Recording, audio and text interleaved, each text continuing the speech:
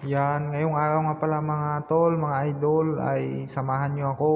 Meron nga pala akong beef dito, binili ko lang pala yan kanina doon sa Pasig Palengke. Yan, hinugasan ko pala muna mga tol bago ko lulutuin. Nag-prepare na rin pala ako ng pressure cooker dyan, siyempre nilagyan ko na ng sabaw. Saka nilagyan ko na rin siya ng pamintang buo. Mamaya-maya pala isasalang na natin yan. Yan na pala, pinprepare ko na yung pressure cooker mga idol. Tapos yan yung takip niya. Siyempre, lalagyan muna natin yan ng pampalasa. Patis pa lang nilagay ko muna dyan mga idol. Para may lasa na siya. Yan, naka-prepare na nga pala yung pressure cooker natin mga idol. Yan, dito na pala tayo nagluto sa gasol. Siyempre, sinaing yung isa. Yan na pala yung mga aromatics niya, sibuyas. Ginayat ko na lang pala yan siya ng ganyan mga tol, mga idol. Siyempre, nandyan yung ceiling green. Binalatan ko na nga rin pala yung patatas natin. Gumamit na rin pala ako ng yan na pala yung patatas natin mga idol, mga tol. Balat na yan. Siyempre yan pa, yung aromatics natin. Nandyan na rin yung mais. Nilagang beef pala ang luto natin dito. Nandyan na rin yung pechay. Tara, samahan nyo ako mga... Yan, tumunog na nga pala yung pressure cooker natin mga tol, mga idol. Mga 30 minutes po yan. Yung pakulo natin sa nila. A few moments later. Yan, mabalik nga pala tayo dito sa niluluto ko mga tol, mga idol. Yan na pala yung pechay natin. Pinutol ko lang yung pinakaduluduluhan niya. Siyempre, dalawang tali pala yan siya ang ilalagay natin mga idol. Hugas na yun pala yan siya. Yan.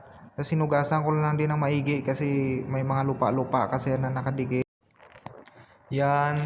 Hugas na pala lahat ng gulay natin yung patatas. Yan na yun pala yung mais.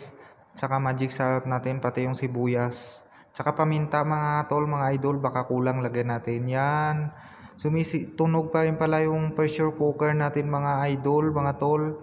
30 minutes nga pala yan ang laga dyan. A few inches later. Yan, ito na nga pala update mga tol, mga idol. After 30 minutes natin na pressure cooker yung beef.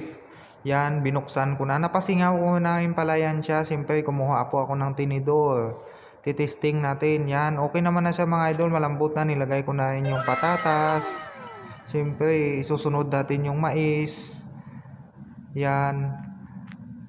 Marami nga pala yan siya mga tol, mga idol. Yan, nilagay ko na rin yung aromatics, sibuyas. Yan, tapos nagdagdag rin pala ako ng paminta. Yan, yan na pala yung beef natin mga idol. Siyempre, minikos-mikos ko muna yan na miniinsan ko yan. Para mahalo yung nilagay natin na patatas at saka aromatics. Pati na yung mais mga tol, mga idol. Siyempre, yung nagdadagdag tayo ng sabaw natin dyan. Kaya masarap yan mamaya humigop ng sabaw. Tara mga idol, samahan nyo.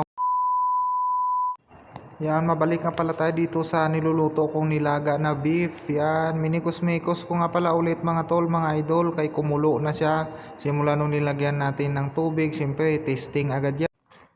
Tuloy-tuloy pa lang kulo niya mga tol, mga idol. Siyempre, susunod na natin yung pechay dyan. Para maluto na din siya.